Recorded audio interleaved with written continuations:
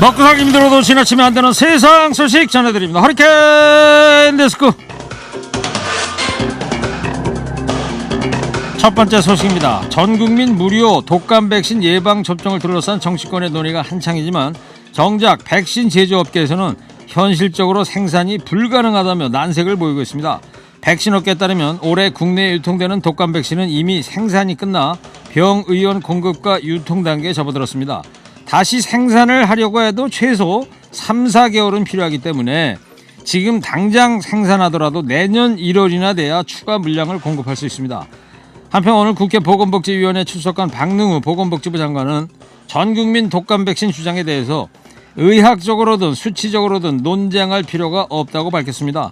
전 국민의 60%까지 접종할 수 있는 물량을 확보했다면서 60%의 접종할 물량을 확보하면 충분하다는 것이 전문가의 공통 의견이라고 말했습니다.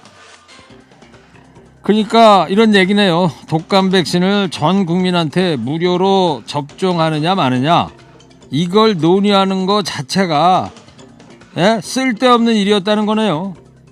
선심공세로 국민 마음 잡아보려면 좀 제대로 알아나 보고 하던지요. 독감 백신은 제때 맞는 게 무엇보다도 중요하다고 하던데요. 자칫 무료 접종 주장하다가 접종 시기나 놓칠까? 그게 더 걱정입니다.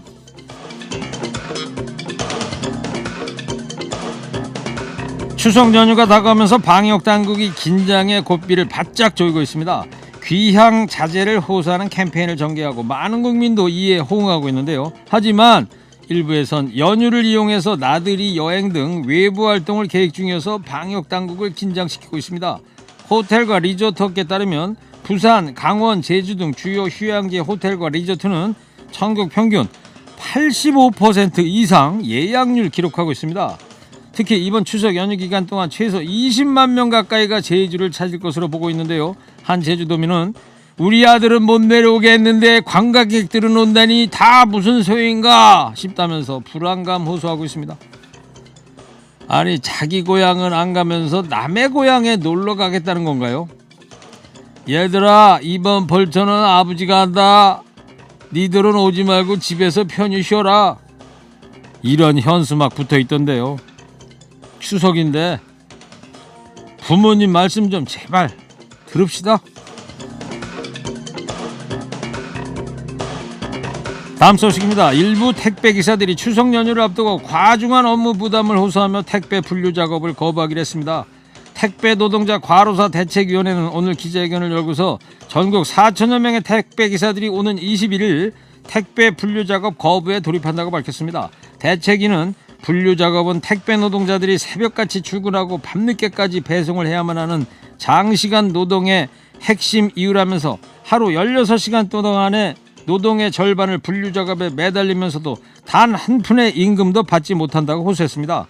국토교통부는 지난 10일 택배 물량이 급증하는 추석 연휴를 앞두고 분류 작업에 필요한 인력을 한시적으로 충원할 것을 택배업계에 권고했으나 택배사들은 여전히 묵묵부답인 것으로 전해졌습니다. 지금 우리 일상 속엔 많은 영웅이 존재하고 있습니다. 환경미화원, 버스기사님, 택배 노동자. 코로나19 속에서도 우리의 일상이 멈추지 않도록 애쓰시는 분들이 있어서 오늘 하루도 평온한 일상을 보낼 수 있는데요. 그분들에게 다시 한번 감사의 마음 전해봅니다. 그리고요, 이 말 꼭 전하고 싶습니다.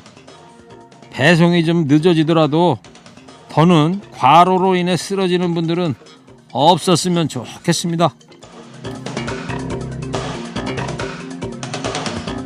전남 순천의 한 아파트 경비원이 출근한 지 사흘 만에 해고 통보를 받았습니다. 관리소장이 갑자기 얼굴을 확인해야겠다면서 마스크를 벗으라고 하더니 턱 주변에 있는 제법 큰 점을 보고 해고 통보를 한 겁니다. 아이들이 봤을 때 무섭다고 할 수도 있고 주민이 봤을 때 이런 사람을 뽑았냐고 할 수도 있다. 이런 황당한 이유 때문이었습니다. 환갑이 넘도록 여러 곳에서 직장생활을 했지만 이런 모욕적인 지적은 처음 들었다는 이 경비원은 충격을 받고 정신과 치료까지 받고 있는 것으로 전해졌습니다. 아니 얼굴에 점이 있다고 해고한다고요? 그런 당신의 편협한 사고방식이 오히려 이 사회의 오점입니다. 남의 얼굴 평가하기 전에 본인 마음이나 먼저 가꾸기 바랍니다.